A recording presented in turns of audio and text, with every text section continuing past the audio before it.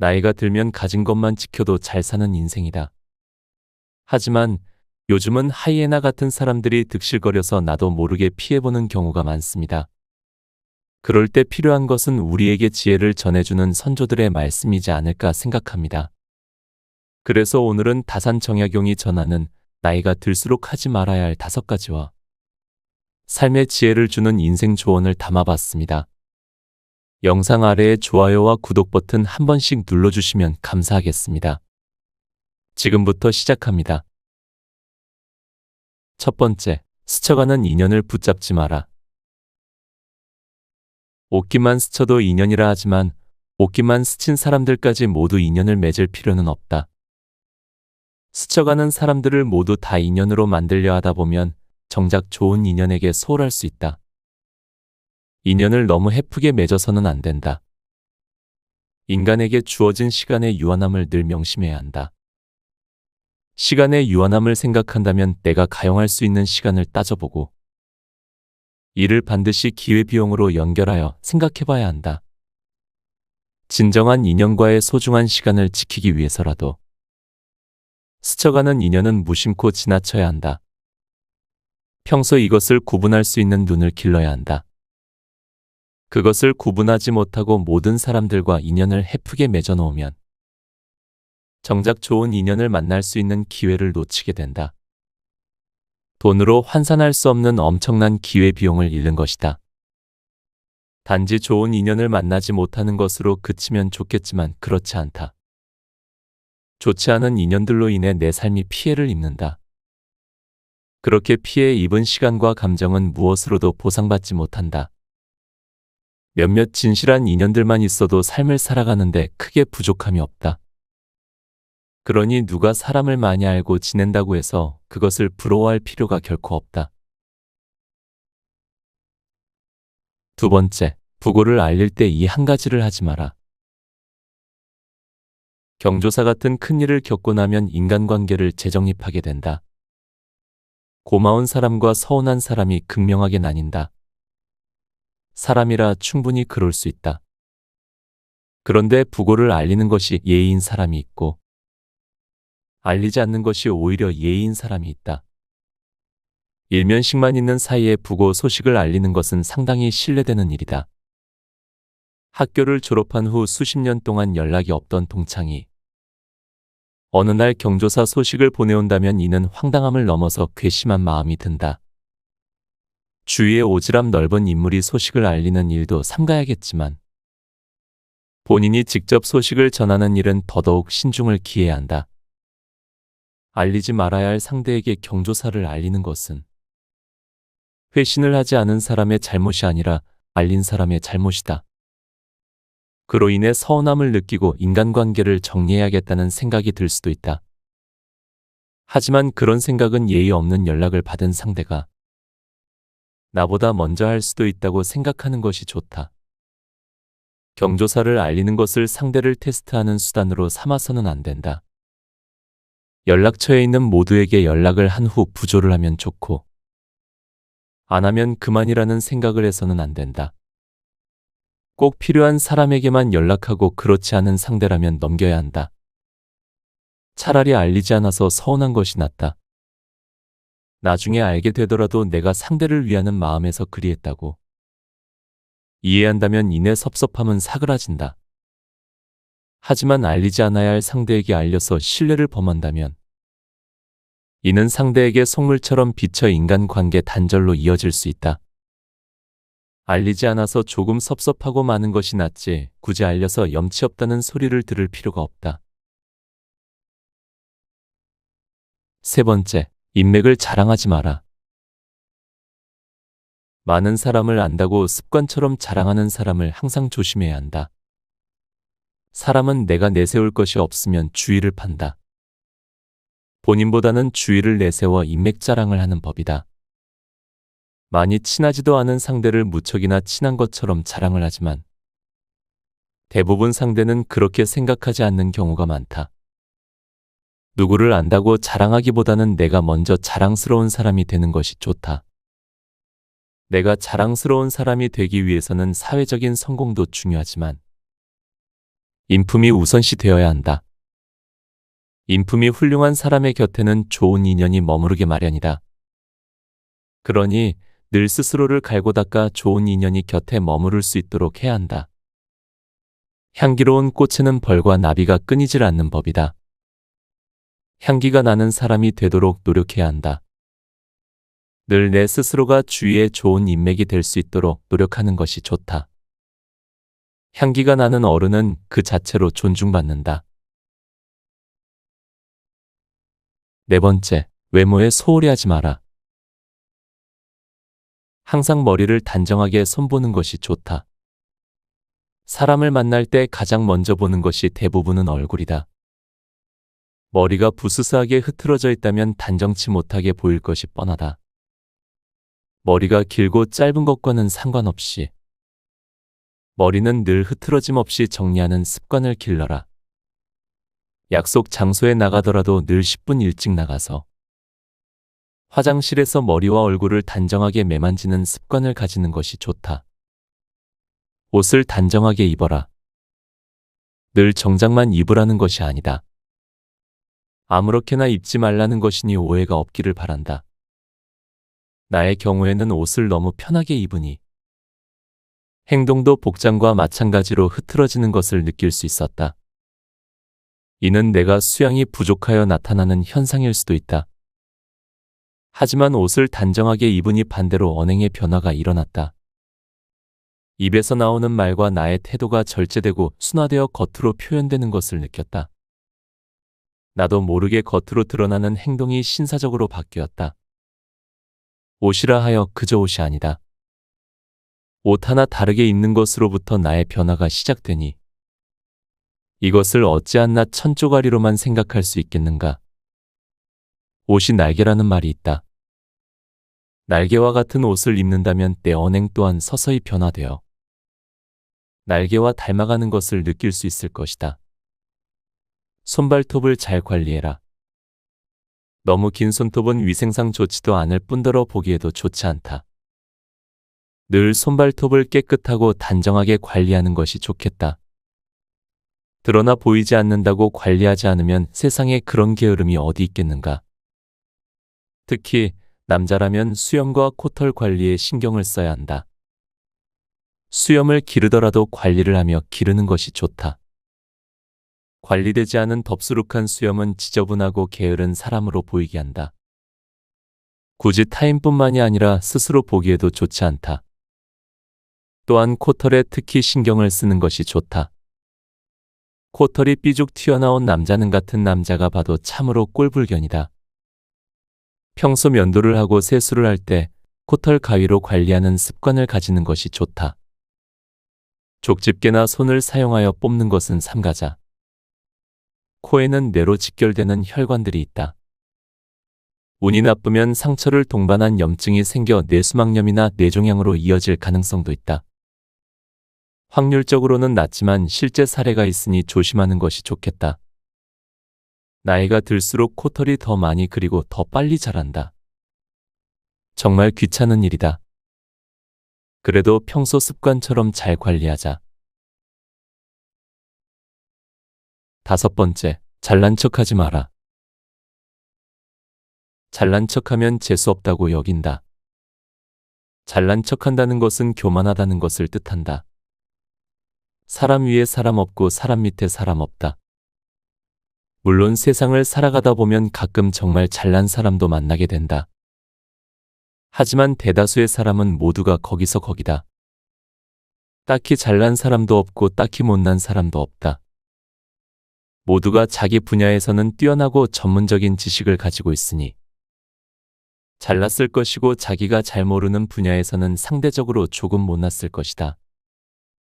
잘나고 못난 것은 오로지 개인의 주관적인 기준으로 판단한다. 절대적인 것이 아니라 상대적인 것이다. 그러니 조금 못났다고 주눅들 필요도 없고 나서서 잘난 척할 필요도 없다. 잘난 척하는 사람은 결국 외면받는다. 그러니 항상 척하는 것을 삼가는 것이 좋다. 알아도 모르는 척, 있어도 없는 척하는 겸손의 미덕을 바탕에 깔고 살아간다면 주위에 사람이 모인다. 척하는 사람의 특징은 인정받고 싶은 욕구가 크다는 것이다.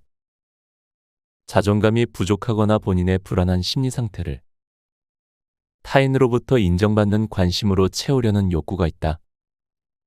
또한 어릴 적부터 인정을 받지 못하고 자란 미성숙한 심리 상태가 성인이 되어서도 성숙하지 못하게 되면 그것이 잘난 척하는 행동으로 나타날 수 있다. 결국 자아가 미성숙하여 나타나는 현상이라 할 수 있다. 자신감과 잘난 척하는 것은 종이 한 장 차이다. 매사에 자신감을 가지고 살아가되 잘난 척하는 것과는 거리를 두는 것이 좋겠다. 자아가 성숙한 사람이라면 굳이 잘난 척하지 않아도 주위에서 알아준다. 굳이 타인에게 확인받으려 하지 않아도 좋다. 나의 자존감은 남에게 있지 않고 나에게 있음을 명심하라. 마지막, 공공시설을 아껴 써라. 내 것이 소중하면 남의 것도 소중하게 생각해야 된다. 그것이 이치에 맞다. 내 시간이 귀하면 남의 시간도 귀하고 내 돈이 귀하면 남의 돈도 귀한 줄 알아야 한다. 공공 화장실에서 양치질을 할 때 물을 틀어놓고 낭비하는 사람과 손을 씻고 난 후에 휴지를 몇 장씩이나 뽑아 쓰는 사람을 본 적이 있다. 누구는 그것을 보고 가정교육의 부재라고 말한다. 아마도 절약하는 마음이 몸에 익지 않아서 공공재를 함부로 낭비하는 것일 수도 있다. 공공재라는 것은 모두가 함께 사용하는 것인 만큼 아껴 쓰고 절약할 필요가 있다. 내 것이 아니라고 하여 함부로 사용하는 습관은 좋지 않다. 좋지 않은 습관은 처음부터 가지지 말고 이미 가지고 있다면 빨리 버리는 것이 좋다. 나쁘게 길들여진 습관은 고치기 힘드니 애초에 좋은 습관을 가지는 것이 살아가며 시간을 절약할 수 있는 좋은 방법이다. 예전에 어느 큰 스님께서 외국에 나갈 일이 있었다. 공항 화장실에서 볼일을 보고 있는데 밖에서 누군가가 휴지를 뽑는 소리가 들렸다. 한두 장이면 충분할 텐데 한참 동안이나 휴지를 뽑는 소리를 들으며 이 나라의 망조가 들었구나 라고 생각하셨다. 나도 그 말에 무척이나 공감을 한다. 내 것이 아니라고 하여 아무렇게나 낭비하는 행태를 보이는 그의 일상이 어떠할지 미루어 짐작해 볼 수 있다. 혹시 또 모를 일이다. 본인의 것은 내가 벌어서 쓰는 것이니 무척이나 아까워하며 근검절약을 할지 아니면 그것보다 더 값어치 없게 쓸지 아무도 모를 일이다. 전자가 되었건 후자가 되었건 비록 내가 벌어서 사 쓰는 물품들이라 할지라도 늘 아껴서 사용하는 습관을 가지는 것이 좋다. 낭비하는 것보다 아끼는 것이 좋다는 것은 삼척동자도 다 아는 일이다. 작은 행동 하나에 그 사람의 인생이 걸어온다. 다음은 삶의 지혜를 주는 다산 정약용 인생 조언 5가지를 담아봤습니다. 첫째, 아름다운 꽃에는 가시가 있는 법이다. 인생은 온갖 유혹투성이다. 아름답고 화려하지만 치명적인 유혹들이 언제나 주위에 도사리고 있다는 것을 명심해야 한다. 이성과 돈, 술과 마약 등 온갖 것들의 유혹이 늘 우리 주위에 도사리고 있다. 유혹이 나에게 다가올 경우에는 잠시 멈추어 서서 2가지만 생각해보자. 만약 이 모습을 훗날에 내가 바라본다면 어떤 생각이 들까? 내 부모와 자식들이 이 모습을 본다면 과연 어떠할지를 생각해본다면 유혹을 이겨낼 수 있는 하나의 좋은 방편이 될지도 모른다. 지금 당장 삶이 힘들어 어찌할 방법이 없어 보일지라도 시간이 지나 돌이켜보면 아무것도 아닌 경우가 대부분이다. 이것은 진실이다. 시간이 지나면 웃으며 회상할 수 있다. 마찬가지로 지금 당장 유혹에 넘어가 한순간 쾌락을 즐기고 싶더라도 지나고 보면 그 또한 아무것도 아니었고 헛되고 헛되었음을 깨닫는 순간이 반드시 온다. 세상에 이겨내지 못할 만큼 힘든 것은 없다. 신은 우리가 견딜 수 있을 정도의 고난만 준다. 유혹 또한 마찬가지다. 내가 지나치지 못할 정도로 치명적인 유혹은 세상에 없다.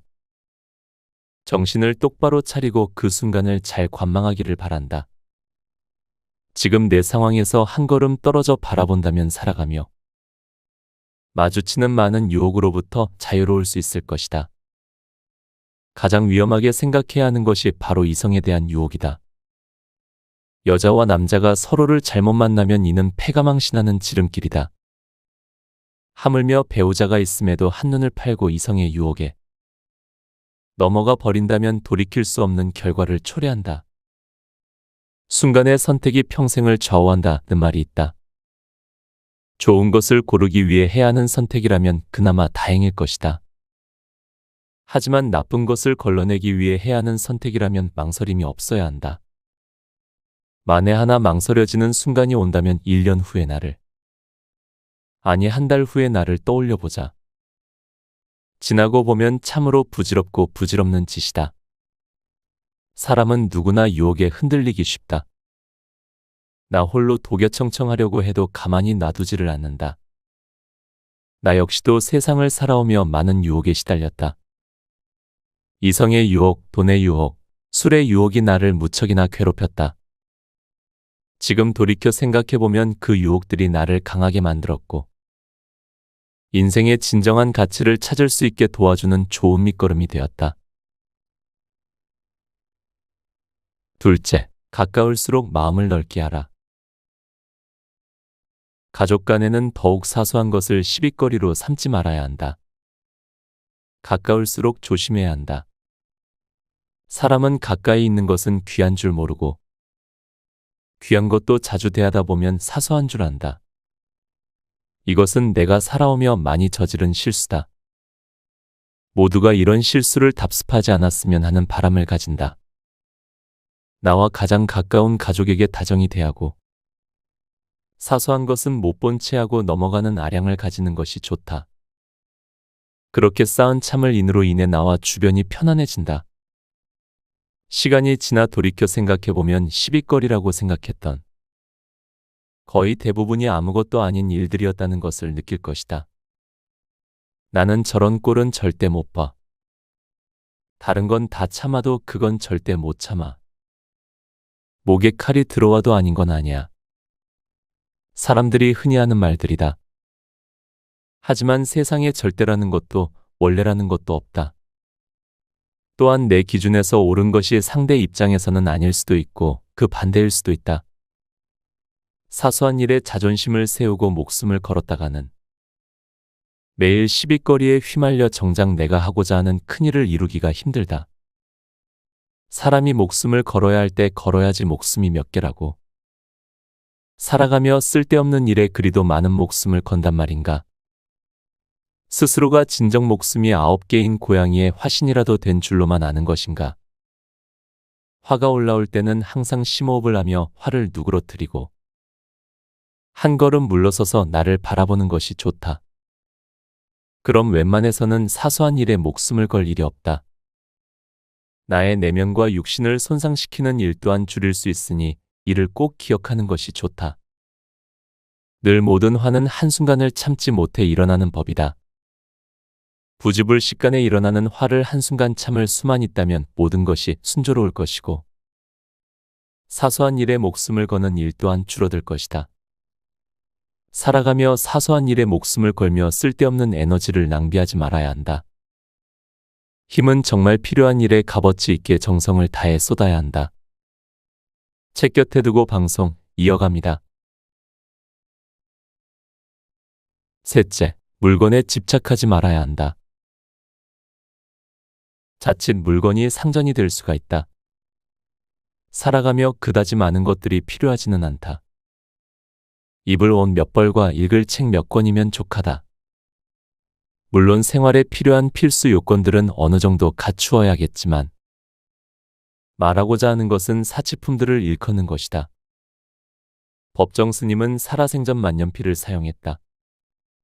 원래는 하나의 만년필만 사용했는데 출장을 다녀오며 하나씩 사모으다 보니 나중에는 만년필이 많아져서 처음 가진 하나의 소중함을 잊게 되었다.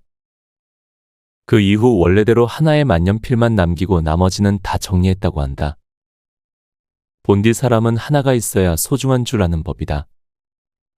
여러 개가 되면 그 소중함을 잊어버린다. 사람이든 물건이든 똑같다. 내가 가진 단 하나의 소중함을 늘 기억해야 한다. 값비싼 것이라서 소중하고 소박하다고 하여 값어치가 없는 것은 아니다. 내가 가진 단 하나의 소중함을 늘 기억해야 할 필요가 있다. 물건이든 사람이든 집착하면 내 마음이 괴로워진다. 사람에 대한 것은 서로의 관계에서 우러나는 것이다.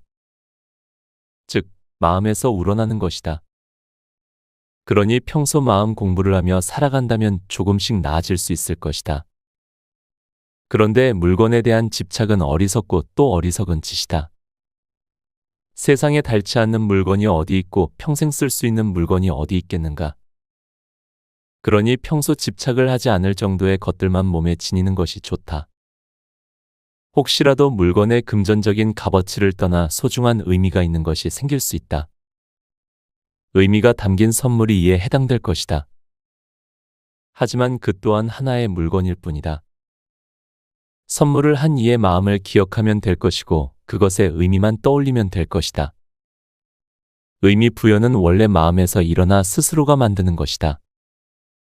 그러니 그 의미를 지워버리는 것도 다른 무언가에 의미를 부여하는 것도 결국은 내 마음이다. 이를 잘 생각하여 물건에 집착하는 습관을 애초에 가지지 않도록 노력하는 것이 좋다. 물건은 그저 물건일 뿐이다. 값어치로 따지자면 사람에 비할 만큼 귀한 물건은 애당초 세상에 없다. 물건에 집착하지 마라. 물건이 어느 순간 나의 상전이 될 수가 있다. 넷째, 남이 도와주는 걸 당연하게 생각하는 일. 타인에게는 고마운 마음을, 스스로에게는 당연한 마음을 가져야 한다. 당연한 마음과 고마운 마음을 항상 잘 생각하며 살아가야 한다. 사람은 상대의 친절은 당연하게 생각한다. 그리고 내 친절에는 상대가 고마워하기를 바란다. 이러면 마음의 언짢은 기분이 싹 튼다. 늘 고마워하되 당연하다고 생각하지 말 것이며 당연히 하되 고마움을 바라지 말자. 그러면 내 마음이 한결 편해질 것이다. 항상 상대의 친절에는 고마운 마음을 가지되 그것을 당연하다고 생각하면 안 된다. 당연하다고 생각하는 순간 상대는 내 마음을 느끼게 되고 서운함이 시작될 것이다. 또한 내가 베푸는 친절은 당연히 하되 결코 상대의 고마움을 바라지 말아야 한다. 고마움을 바라는 순간 내 친절은 물거품이 될 것이다. 그러니 항상 고마운 마음과 당연한 마음, 그 두 가지 마음을 적절히 사용한다면 늘 편안한 마음가짐으로 세상을 살아갈 수 있다. 예컨대 우리 가족을 위해 늘 식사를 준비하는 엄마에게 매번 인사를 하며 고마움을 표현해보자. 이런 마음이 가장 기본이자 평소의 연습으로 삼을 수 있는 좋은 방법이다. 사회생활을 하며 가족을 부양하는 아버지에게 가지는 마음도 이와 마찬가지여야 한다. 부모 역시 자식들이 착하고 건강하게 자라주는 것을 당연하다고 생각하지 않고 늘 고맙게 생각해야 한다. 다섯째, 부모가 살아온 삶 속에서 인생의 지혜를 얻을 것이다. 50은 50의 인생을 알고 60은 60의 인생을 알고 70이 되어서야 70의 인생을 안다는 말이 있다.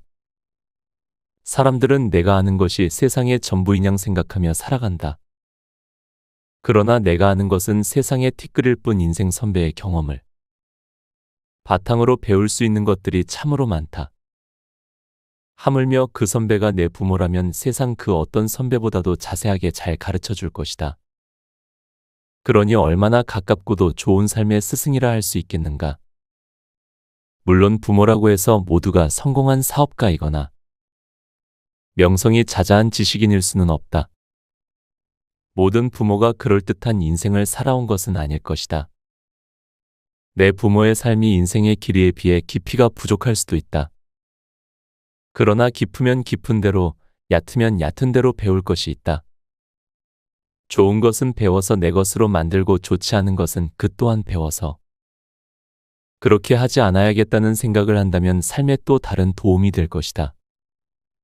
새로운 열매는 새로운 가지에서 열린다. 새로운 사람을 통해 새로운 일이 만들어지고 내가 몰랐던 것들을 알게 될 가능성이 높다. 하지만 애초에 나무에 뿌리와 기둥이 없었다면 새로운 가지 또한 생겨날 리 만무하다. 부모 자식 간의 인연은 본인이 선택할 수 있는 것이 아니다. 말 그대로 하늘이 맺어준 인연이다.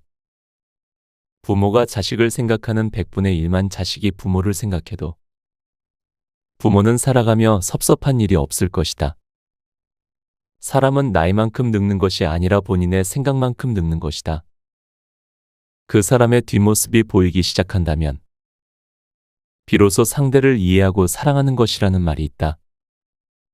뒷모습이 보이기 시작한 상대가 부모님이나 선배나 친구일 수도 있고 배우자나 자식일 수도 있다. 누가 되었건 상대의 뒷모습이 보이기 시작한다는 것은 그가 살아온 인생을 알고 싶고 그를 이해하기 시작한다는 말로도 해석할 수 있다. 자식이 60이 되어도 8, 90이 된 노부모는 늘 자식이 아니를 걱정한다. 나는 내 아버지가 이런 말을 평소에 두고 쓰시기에 그저 잔소리로만 치부하였다. 그러나 어느 날 내 부모의 뒷모습이 보이기 시작한 순간부터 한낱 잔소리가 아니라 그런 말들이 가슴에 와닿기 시작하더라. 그러니 부디 이 글을 기억하시길 바란다. 내가 세상을 살아가며 방향을 잃었을 때 부모의 인생을 공부했던 시간을 떠올려 보자. 그리고 그들의 인생이 내 인생에 나침반과 같은 역할을 할 수 있도록 그들의 삶을 복기해 보자. 곁에 두고의 짧은 생각. 오늘은 제가 정말 좋아하는 위인인 다산 정약용의 말씀을 가져와 봤습니다. 정약용을 존경하는 이유에는 여러 가지가 있겠지만 저는 독서와 사색을 담고 싶었기 때문입니다. 솔직한 말씀으로는 인생에 하지 말아야 할 5가지를 소개해드렸지만 누구나 인간이라면 실수를 하기 마련입니다. 하지만 그 실수를 최대한 반복하지 않으려고 노력하고 생각하는 사람은 예전보다 더 성장하리라 생각합니다. 흐르는 물은 깨끗하고 살아있는 생명체는 모두 숨을 쉬듯이 사람의 생각도 흘러야 합니다. 뭐든 고여있거나 움직이지 않으면 썩고 녹슬듯이요. 여러분도 여러분의 삶을 돌아보고 진정으로 가치 있는 것들에 시간과 에너지를 쏟아보세요. 내 생각이 흐르고 내 생각대로 움직인다면 여러분도 아이들에게 존경받는 한 어른이 되어 있지 않을까 생각합니다. 오늘도 함께 해주셔서 감사합니다. 책 다산의 마지막 편지를 읽고